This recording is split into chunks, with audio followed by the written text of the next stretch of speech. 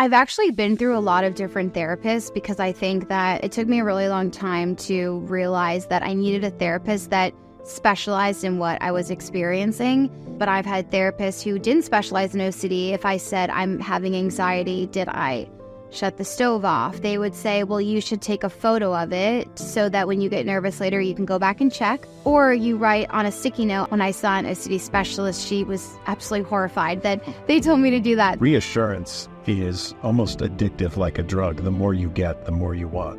And the more you get, the more you need over time. If today I get X reassurance, tomorrow I need X plus 1 reassurance to feel just as good as I did today. And that's the problem with the pictures. There comes a point where you can't take enough pictures. There's not enough videos. There's not enough sticky notes. And it's still, yeah, but what if those were yesterday's and I forgot if I wrote one today?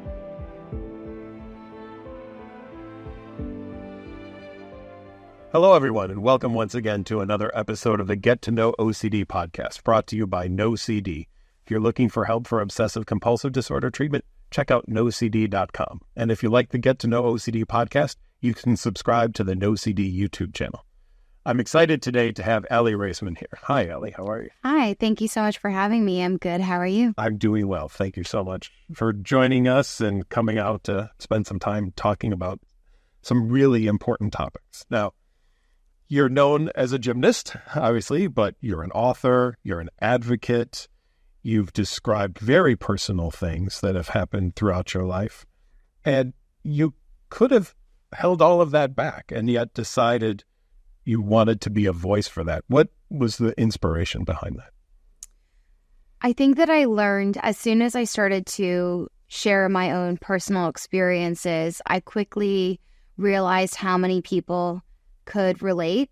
And I think it's a sad reality of how many people are going through their own struggles. I think we all know what it feels like to go through ups and downs and go through hard times. I also have found there's a lot of people who are suffering in silence and don't have a support system. They may not even have one person they can go to ask for help. And I just realized the more that I started to share, the more people could relate to my experience, and it helped me feel less alone. But then it also made me realize that I have a platform, and it's important for me to use my platform to talk about things that are hard to talk about and that a lot of people are growing through. And a lot of people, I also recognize, don't have the support that I have. They don't have, this opportunity to go on a podcast and to feel validated about their own experiences. So I, even though it's hard for me sometimes to talk about, and of course it makes me nervous because I'm human and these are real things I'm struggling with, I just know that unfortunately a lot of people can relate to it. Most recently, you even came out with a book, which wonderful, by the way. Could you tell everyone a little bit about the inspiration behind that? I came out with a children's book called From My Head to My Toes, and it was really fulfilling to be able to work on this children's book. I have been very passionate about abuse prevention for a very long time, and I feel very grateful to be very supported and believed when I shared my story about being a survivor of abuse. And I recognize a lot of people don't have that same experience when they come forward. And I really wanted to think about what I wish I had when I was younger. And I know there's not nearly as much education and awareness and conversation around abuse prevention and the importance of people having autonomy over their bodies and feeling safe in their bodies. And I think the conversation around consent is crucial and needed. And I wanted to create something that would help adults have more dialogue with children about the importance that they should feel safe in their own bodies, and their body is their own, and they deserve to have full control over their body. And so it's been very fulfilling and meaningful. And I've had 3-year-olds come up and tell me that after reading my book, they know that they don't have to give someone a hug if they don't want to, or if someone is, touching them and they want to ask for help, it's important for them to speak up. And to have a 3-year-old tell me that is just, it's more important than any medal I could ever win. And so I feel really proud of it. And I honestly hope that I can write more children's books, because I loved the process. And I also think it's so cool to talk to kids of all different ages of what different things they got from my book. Because I think what's so cool is every child that reads it, they may take away something else from it. And so I just feel really grateful to have had the opportunity to write it. And I just really enjoyed the process of it. And I love being able to talk to kids and have that dialogue with them. Yeah, it was really great to read, and I was really excited about it. And I think it hit something that no one else has talked about before. So thank you for that. Thank you. You've also spoken about obsessive compulsive disorder. And for those who are watching this who may not be as familiar of that part of your life, I was wondering if you could explain a little bit about how OCD has played a role in your world. Mm-hmm. Yeah, I'm still learning about OCD. I recently just turned 30, and I'm still learning so much about myself. I've done a lot of therapy over the years. I still am a work in progress. I think we all are. I'm still working on myself, and I've learned a lot about what OCD is, but there's still so much more to learn. I think, at least for me, it's very complicated. And I also feel like there's so many people that can also relate to having OCD. And a lot of people, I think, have it, don't even realize they do have it. I feel that for me, OCD definitely shows up in different ways. I think when I was training and competing, I definitely was superstitious, where I did things that would make me feel more comfortable, or I felt like I had to do something, otherwise I wouldn't compete well. And so I had that. I can remember it started showing up, I think, when I was around 10 years old. And I think when I was 10, it was kind of like the cool thing to sort of knock on wood, where we'd say stuff. My friends would do it all the time, and we'd say stuff and we'd say, well, knock on wood. And that sort of felt, at least for me, more like OCD. I didn't realize it at the time. Or, if I did well at a competition, I would think about what I did and how I could replicate those same things before the next competition. And I also was a perfectionist, where I was very type A, and I wanted to make sure everything was perfect. And I didn't realize that, but I think that also was OCD as well. And so over the years, because I'm not training anymore and not competing, I think my maybe OCD has changed, where I'm not superstitious anymore, but I do have things where if I, plug in a curling iron or a straightening iron, I'm worried, did I turn it off? If I cook something, did I turn the oven off? And I think when I got my puppy Milo, it actually got worse, because I love him so much. And so I was so worried, what if I left a candle on, or what if I left the stove on and he's home alone and something happens? And so I realized it actually got worse, because I love him so much that I was so worried about something happening to him. So it's still something that I work on. And it's actually something growing up, I can remember we'd be, on our way to a gymnastics meet, and my mom would be worrying, did I shut the stove off? And sometimes we'd just be maybe 2 minutes from the house, and we'd turn around and make sure that the stove was really off. So I feel like growing up, I remember my mom doing that as well. And a lot of my friends actually struggle with that as well, with like the straightening iron or the oven, stuff like that. I think it's a lot more common than we realize. And I also think for me, OCD shows up where when I'm doing an interview like this, sometimes I'm a lot better than I was several years ago. But when I talk about really serious things, I tend to overthink what I said. I want to make sure I didn't offend somebody, or maybe say something that's going to trigger somebody else. So I would replay the things that I said. And if I couldn't remember exactly what I said, which when we're doing a long podcast like this, I don't remember everything I said. And that was really hard for me several years ago, was the overthinking of what if I said the wrong thing, the kind of catastrophic worrying. And then that also sometimes went into social anxiety, where if I met a new friend, if I've had a friend since I was 5 years old, I would feel comfortable asking them, did I offend you? Did I say something that hurt your feelings? But I realized through therapy that's also OCD. And so I am a lot more aware of it now. But it's I've definitely have improved a lot over the years. And it's funny, I found that when I would check in with people, if I offended them, they were like, I don't even remember you saying that. Or like, I've known you for forever. Why are you even worrying about that? Yeah. I think it sort of comes down to me not trusting myself. And that's something I worked on in therapy, is trusting that, if I did say something to hurt someone's feelings, I know I'm a good person. I know I'm well-intentioned, and I hope that they would, know the same thing, but also trusting that if my intentions are good, that hopefully I didn't say something to hurt their feelings. But it's obviously easier said than done, and something that I still worry about all the time, because I'm a very empathetic person and I care a lot. And, just hoping if I did say something to hurt a friend's feelings, they would feel comfortable telling me and being honest with me. So I work on that, as like the inner trusting of myself, of knowing that, I know that I unplugged the straightener, or I know that, my intentions are good, or I know that my friend would tell me this, or something like that. So I've learned a lot over the years. I feel like I have a lot of awareness, and I think sometimes being aware is almost like a blessing and a curse, because I'm aware of when OCD is showing up, but sometimes it's hard to get past it depending on the day. So much to unpack there, right? Yeah. I mean, that is amazing. The phrase "what if," as you said, I mean, it's a curse to so many people that you can just what if absolutely everything, right? And this idea of where we go in treatment for helping people is, how can I live with uncertainty? How can I accept doubt?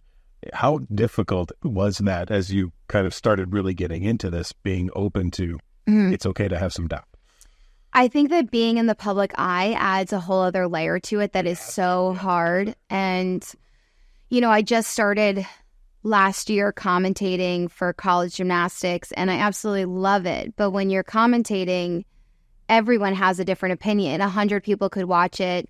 There's going to be people who don't like my voice. There's going to be someone who, maybe more than one person, who doesn't like the tone of the way I said something, who, maybe thought that I didn't critique someone enough, or someone who thought that I was too critical of someone. There's always going to be people with different opinions. And that has been actually really good exposure for me to recognize that I am doing the best that I can. I know I have good intentions, and I'm really trying to strike that balance between, there's also gymnastics fans who have watched gymnastics forever, and they know the sport so well. So they don't like if I'm explaining to someone who might be a first-time viewer, versus maybe someone is a first-time viewer and they're frustrated that I'm talking too much to the people who are longtime gymnastics fans. So I think I've had to learn to take people's criticism and feedback, and also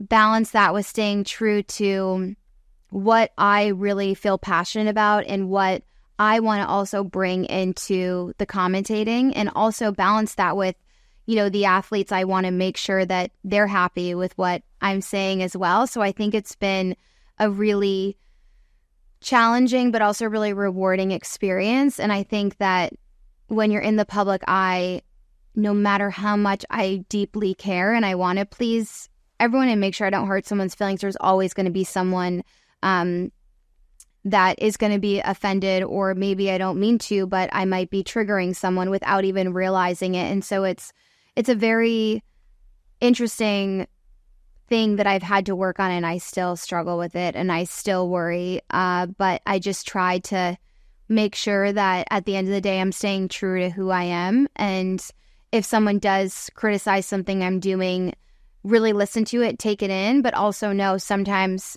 people's criticism, I also don't feel aligns with either my values or not something that I feel that fits in with who I want to be or what I want to change. So recognizing that, I think also when I was younger, I was taught from a young age that if I did a routine in gymnastics, I would immediately look to my coaches for approval.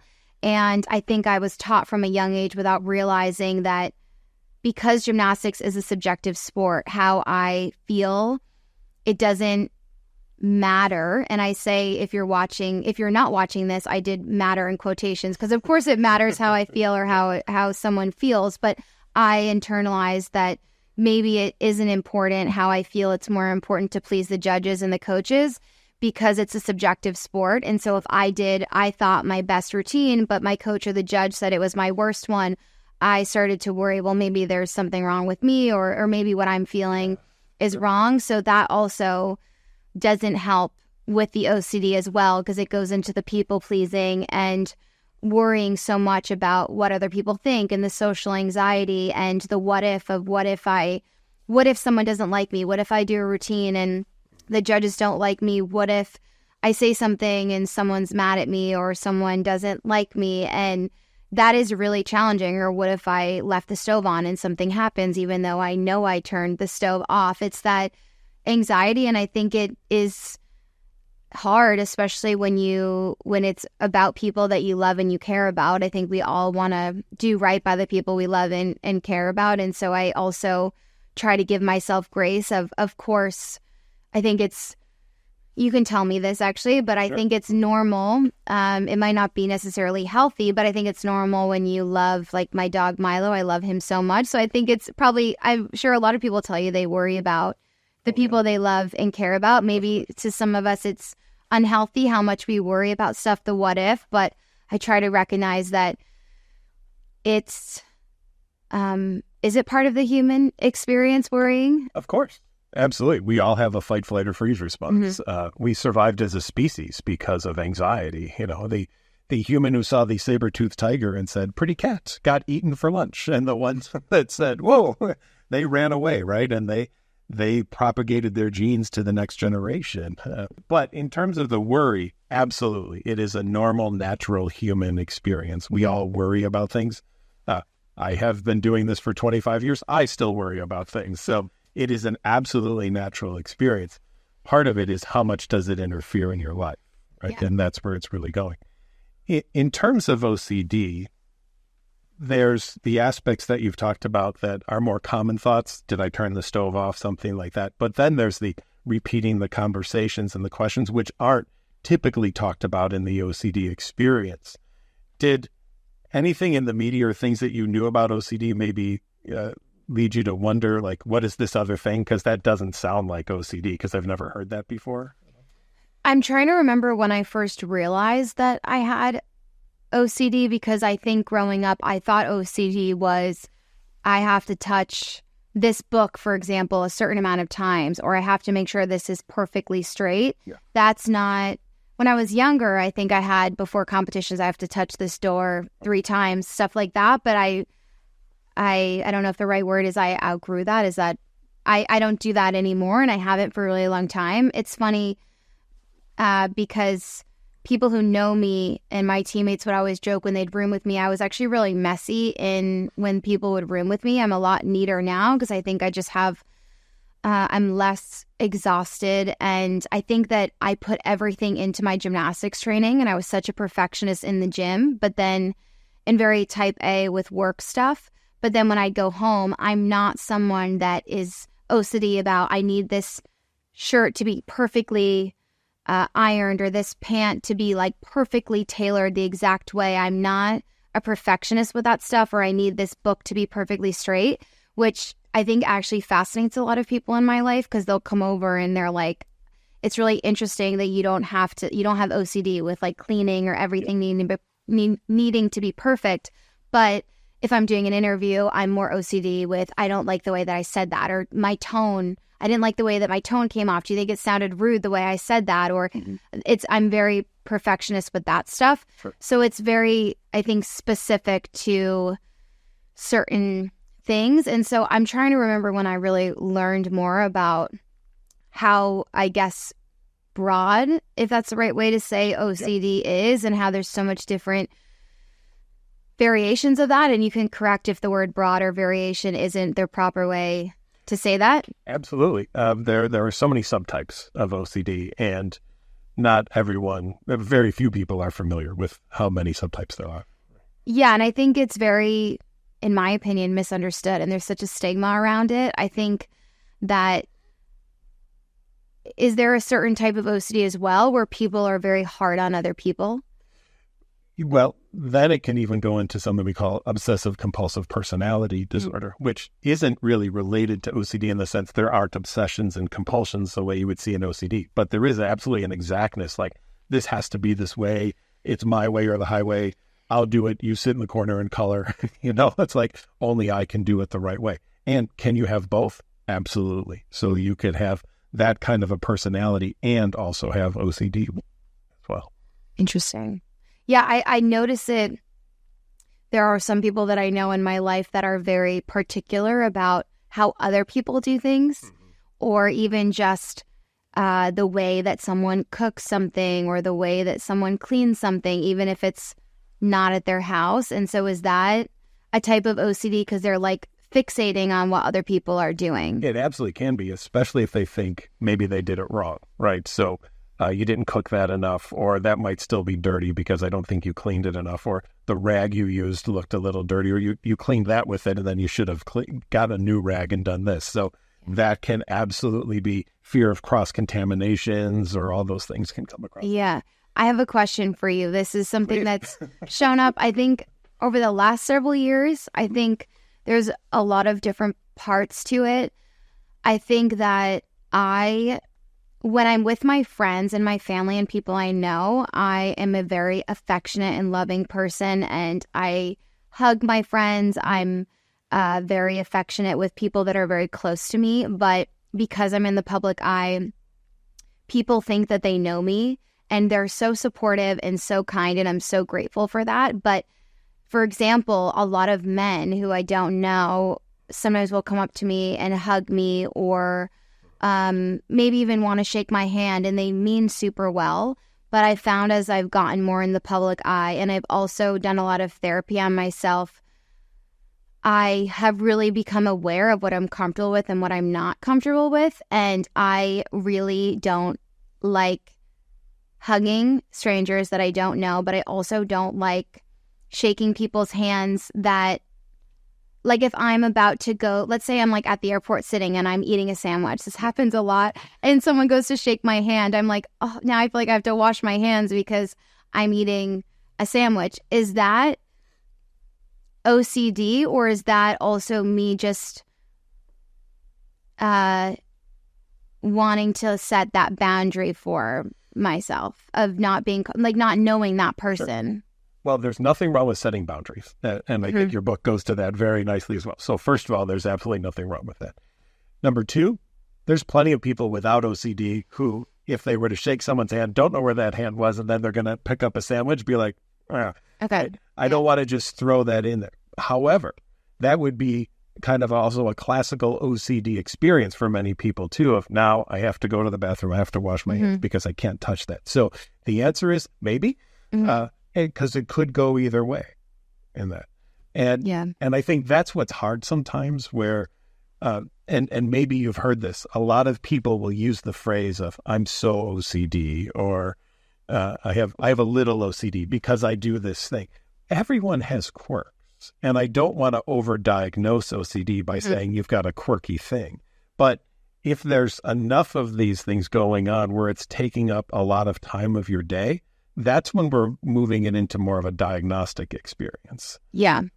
I think it's something where part of it, I've been talking about this with my therapist, is I think feeling guarded with people that I don't know very well, when there's no context. It's not like I'm here right now and you're meeting people. That is like totally different experience. I think it's if I'm walking down the street and there's no context, I know absolutely nothing about this person. I think it's the balance. My therapist was saying it's sometimes hard to know. Is it you just staying true to yourself and protecting yourself also as a woman, where I think it's also, unfortunately, in this world, a lot of women, I'd say probably most, we are very on guard and we are very aware of our surroundings because we have to be.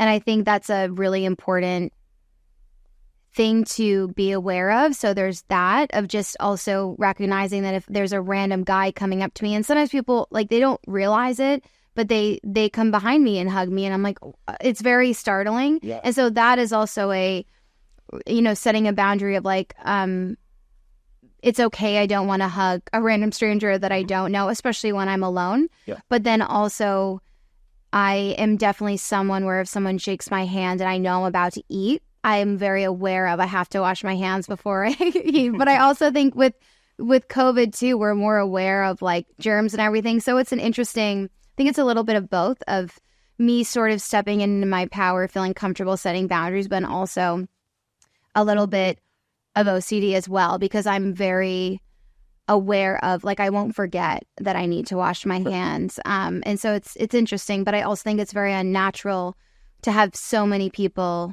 coming up to you and touching you, and when you don't know them, like, that's not a normal experience, I think, that most people have. So it's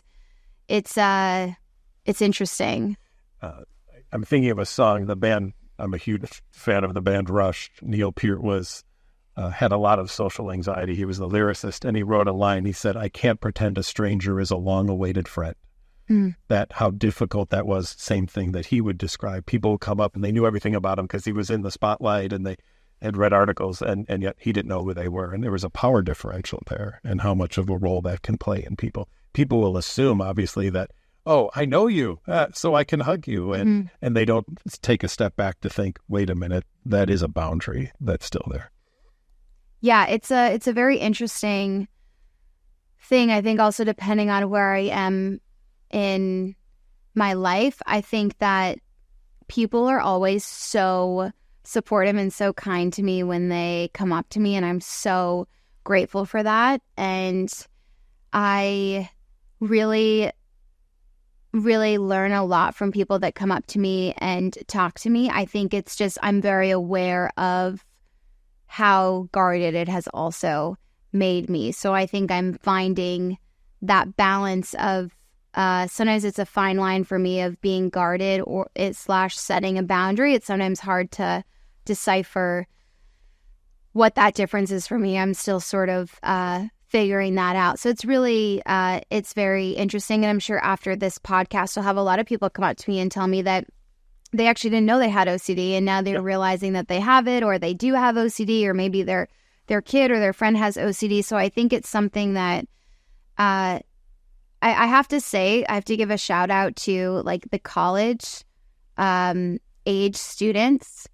The women are so respectful and so aware. Like, when they come up to me, it's really incredible. And I feel like that age group sometimes gets a bad rep with, like, Instagram and social media. They impress me so much because they're so respectful and so self-aware. And they're actually the ones, I'd say, like, majority of the time, they don't even ask for a photo. And they're so nice that I'm always like, if you want to take a photo, we can. And they're like, no, you're having lunch, or I don't want to bother you. And I always am like, no, you guys they're so sweet and they're so aware. And I think that they like really hear me when I talk, because the irony is I talk about being a survivor of abuse, and a lot of people don't put two and two together that I probably don't want someone randomly touching me in public that I don't know. And I really feel like that younger generation, they're very aware of that. Yeah. And it's really interesting, and they really inspire me a lot. And I just am very aware. I feel very connected to them because they're just very self-aware, very aware of other people. They really know how to read the room. And because of that, I feel very comfortable with them. And I always really respect, sometimes they'll be like, I feel so connected to you. Is it okay if I give you a hug? And I say yes, but they're very aware, and I really respect and appreciate that. So I just wanted to give them a shout out, because they give me hope. They're very cool. They're very respectful. That's awesome. You, in discovering OCD and kind of working on it, and as much as you're comfortable talking about it, what was that journey like to discover this and treatment and everything? I've actually been through a lot of different therapists, because I think that it took me a really long time to realize that I needed a therapist that specialized in what I was experiencing. And there are a lot of very good therapists out there that are very helpful and can really meet you where you're at. And when I say meet you where you're at, I think a really good therapist, in my opinion, can push you when you need to be pushed, to encourage you to maybe expose yourself to things that are really hard for you. But then also, if you're going through a hard time, they know when to peeled back so that they don't make you feel so worse that you actually stop doing therapy, or that you're stuck and you're going through such a hard time. And then I also have had therapists who obviously are very well intentioned, but were not helpful and actually made me worse. For example, with OCD, and I'm really curious to hear what you think about this, but I've had therapists who didn't specialize in OCD. If I said I'm having anxiety, did I shut the stove off? Did I turn the curling iron off, for example? Did I lock the front door? They would say, well, you should take a photo of it so that when you get nervous later, you can go back and check that it's off. Or you write on a sticky note, I turned it off. And if you're going to bed, you have it on your nightstand that you can look and see, which when I saw an OCD specialist, she was absolutely horrified that they told me to do that. So I'd love to hear your perspective on that. There are 5 safety behaviors that we talk about: avoidance, reassurance, distraction, substance use, and compulsions. And reassurance is almost addictive, like a drug. The more you get, the more you want. Mm-hmm. And you may have also noticed the more you get, the more you need over time. So if today I get X reassurance, tomorrow I need X plus 1 reassurance to feel just as good as I did today. And that's the problem with the pictures. There comes a point where you can't take enough pictures. There's not enough videos. There's not enough sticky notes. Your room is filled with sticky notes, and it's still, yeah, but what if those were yesterday's and I forgot if I wrote one today? And you'll go back and check. And I'm betting you felt that at some point. It's interesting for me.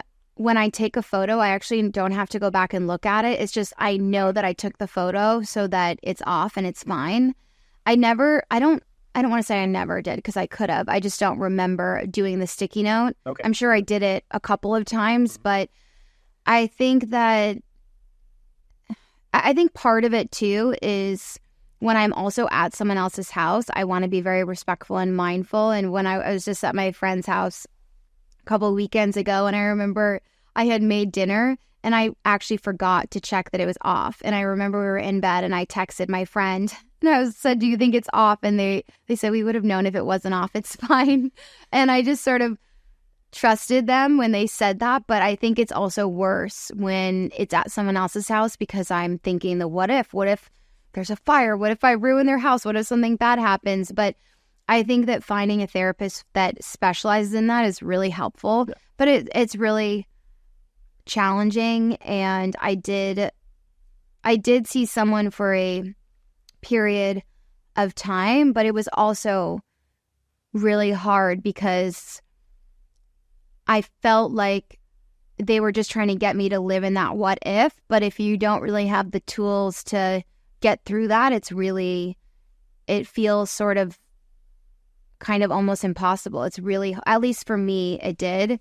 It's just when you're someone who wants to double check something, or you're having catastrophic thinking about what if I said something at dinner and everyone's thinking about it, it's really hard to just go from 0 to 100 and think, well, if they thought I said something, like that's sort of what the therapist would say. Well, if they thought you said something, you have to live in that discomfort of, maybe you offended them. And I'm like, well, if I did offend them, I want them to know I didn't mean that.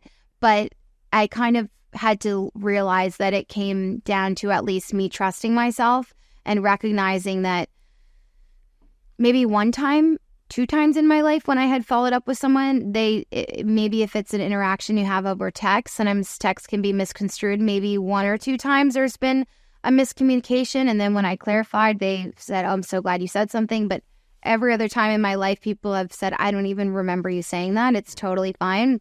Or my friends will say, I know what you're doing right now. We're not going to do this right now.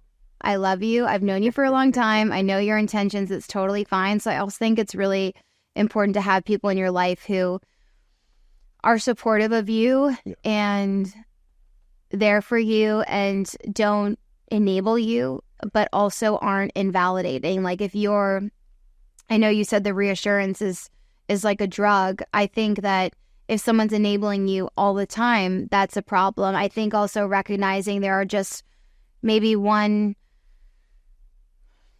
in a while, like for me, for example, when I'm in a rush, that's sort of when my OCD of checking things gets worse, because I feel like I just don't have time to sort of like take a minute and just relax. And that's just when I'm rushing out the door, that's when I feel like it's worse. So if I'm with someone, I think having someone's support and just being like, it's okay, we're good. But maybe you tell me that's sort of a compulsion and not good. There's a fine line in all of that. So could you rush and get out of the house and deal with the discomfort? That's where I would eventually want to get you to in treatment to be able to do that too.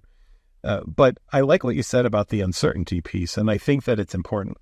Many therapists who aren't as trained in OCD will either want you to just reassure yourself, or they will really focus on the exposure piece, like let's expose, but they don't teach the response prevention component, which is the how do I live with the doubt and the uncertainty, and how can I practice that? So to me, that's the really essential part of the treatment, is practicing that piece of it, because that's the most difficult part. Yeah. Do you hear a lot from patients? It's this, even if, let's say, my mind forgets about it for a moment and I'm at dinner with friends, it's that feeling in my body that reminds me and brings me back to the what if I didn't turn the stove off. I think that's the most challenging, is it's almost my body feels like something's wrong. And I'm curious if you've heard that.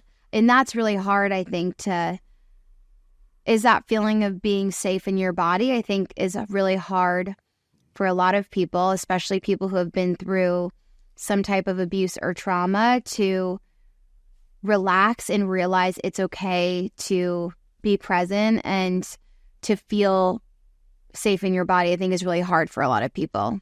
We even have a type of exposure response prevention therapy called interoceptive, where I have people purposely do things that lead to individual panicky feelings. So we might run in place, we might hyperventilate, we breathe through a straw, spin in a chair, because OCD is a very sneaky condition, right? It is one of these things where it'll be like, oh, well, that didn't get it for Aly. Yeah. Now let's make her feel uncomfortable in her stomach. Let's give her that gut punch, right? And maybe that then will lead her to go and do the compulsion. Oh, that didn't do it enough. All right, let's now also get her to have trouble breathing. And that didn't do it. And it will just want to add more. So I even have people practice those bodily sensations to learn that can be anxiety related. And you don't have to give in to them. Yeah, it's interesting because I've been also trying to not double check things. So for example, another way is, make sure double checking that my alarm is set for the next day, especially if I have a flight or somewhere to be. I travel a lot if I have something to be in the morning. And I remember this was an example of where I was working on my OCD and I was on a trip with my friend and I did not double check the date of, we were already away on our trip and we had this like really fun excursion in the morning, and we had to wake up early for it, and we woke up early, we got ready to go, and it was actually the following day instead. And I remember saying to my friend, I was like frustrated because I probably had checked it multiple times and it was so unlike me because I'm so type A. And I was so frustrated because I'm like, see, this is what happens when I don't give in to my OCD. Because if I had double checked, I would have known it was the next day, where I find I'm trying to expose myself to not triple checking things or double checking things. But then it's frustrating. And I know that was just a fun thing. And my friend wasn't mad. We were laughing. It was totally fine. And then we were, we're like, okay, well, we're up early. Let's make the most of it and do something else. It was completely fine. I think just moments like that are frustrating because when you try, at least for me, when I try to not give into my OCD and then I get the date wrong, that's actually probably, is that also OCD that I'm annoyed about it? It can be, yeah, right. And OCD loves a coincidence. So once in a while, something's going to happen. Yeah. And we ignore the thousands of other times something bad didn't happen. And the one time it doesn't. See, there it is. I told you, I knew it was coming. And that's there. And then even people without OCD would do that, right? They would get a date wrong here or there or something. So OCD will take the things that can be normal and natural and put the blame back on you. Yeah. You are the fault. You didn't follow my directions. Your life is only better if you do what I tell you to do. Yeah. Interesting. That's why it's a real jerk of a disorder. Yeah. Yeah, it is. It is. Yeah. I have a question. Do you find that some people with OCD are very empathetic and very caring towards other people, where it's probably almost unhealthy because they're so aware of making sure that they're not hurting someone else's feelings or doing right. Yeah. Yes. And I think it can even lead people to a point of getting into situations that can be uncomfortable for them because their needs are not as important as everybody else's are, and to make sure that no one else is offended or hurt in any way. Yeah. Yeah, very, very tough for folks. And I think if you combine that, like what you've talked about for people who've been through a traumatic experience, that just amplifies the experience also. Yeah. So to me, your bravery in coming out and speaking out speaks volumes for what, because you didn't just overcome one thing, you've had multiple things and you still spoke about it, which I think is tremendous. So thank you for your voice for what you've done. Thank you very much. Thank you. In your world, you're a top athlete, right? I mean, you're this I've heard of gold medal, several. Did OCD ever interfere in gymnastics at all? Did it play a role in that?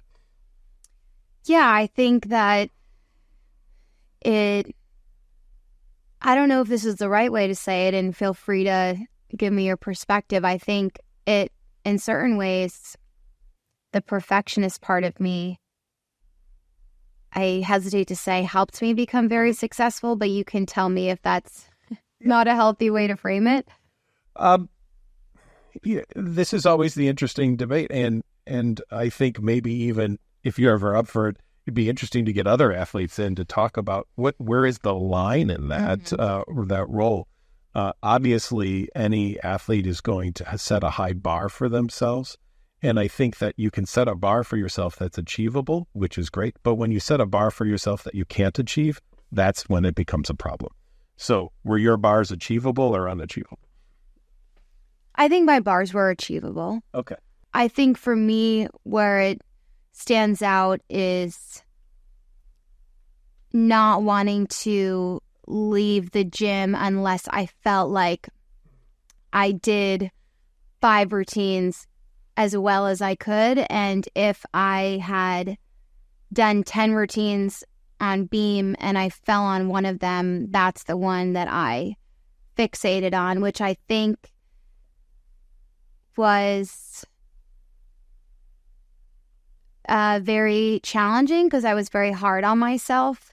And I think it's this feeling of always striving to be better and better all the time. And, gymnastics is very much a sport where they want you to be perfect. Right. And there's obviously no such thing. And it's a subjective sport. So I think I became very fixated on what other people thought of me and what their opinions were, and how to make sure that other people around me were happy. I focused less on how I felt and wanted to please them more, which is obviously unhealthy, and I don't want other gymnasts or other athletes to feel that way. But I think that OCD is very common in a lot of sports. And I think a lot of, my brother is a huge hockey fan, and so I learn a lot of hockey from my brother. And I hear that, a lot of hockey players, goalies especially, are very OCD with stuff. And, I'm even curious if there are, in other sports, I imagine, ballerinas or figure skaters, all of that, where you have to be so precise, that I imagine there's a lot of OCD in that too, of being perfect. And also that subjective sport, I think, adds another layer to it as well. And some of our research through OCD, we found, yes, higher levels of OCD in athletes. So there is a component there. And I think it would be a fascinating area of study for some future papers and research to take a look at that. Yeah, I think that's really very interesting. There's another area I wanted to go to with you that I think is important, and that is talking to medical professionals. I heard you describe one time, there's a doctor, they're at their keyboard, they're not even looking at you, they're asking you very personal questions. I think you've really hit on something there, that it's important to bring a real personal side into any kind of medical or working therapeutic relationship. Could you speak on that? Yeah, I think that there's a lot of people out there that don't have a safe place to go to, and a therapy office, a doctor's office, principal's office, teacher, coach, all these places might be the only safe place that someone has to go to for help. And I think that adults should be educated on how to provide proper resources to people. I know that it's impossible for people to know, be educated in various different things, especially because each child or each adult is different and needs different stuff. But I think it should be more normalized to provide people resources, or even say, hey, I don't know much about, OCD or addiction. However, I know this adult knows about this, or I know this resource. I think there just needs to be more safe places for people to go to.